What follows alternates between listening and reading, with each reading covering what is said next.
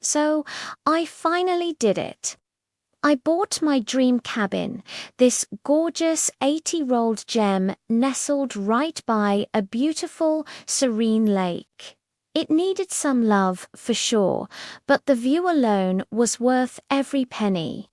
I spent the first few weeks just soaking it all in, planning renovations, and enjoying the peace and quiet. That is, until I got a letter.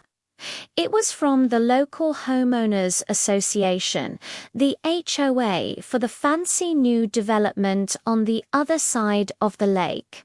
The letter was interesting. It was a welcome to the neighborhood, followed by a not-so-subtle invoice. They were charging me an annual fee for lake access and maintenance. I read it twice, thinking it had to be a mistake. Charge me for access to my own lake. I checked the property documents again, just to be sure. Yep, the deed was crystal clear. My property line extended to include the entire lake bed. I didn't just buy a cabin by the lake. I bought the lake. So I called the HOA president. I introduced myself and politely explained the situation. He was pretty condescending, telling me all lakeside residents had to pay the fee, and that's just how it worked. I calmly asked him to check the county records for my property.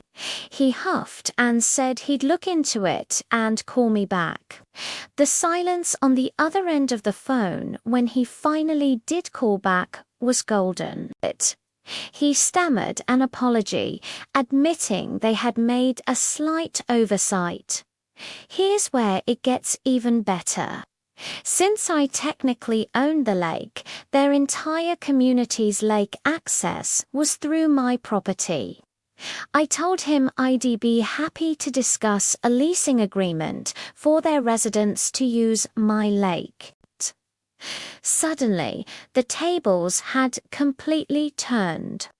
The guy who tried to bill me was now asking me what my terms were. The moral of the story: always, always read the fine print. You never know when you might accidentally buy a whole lake.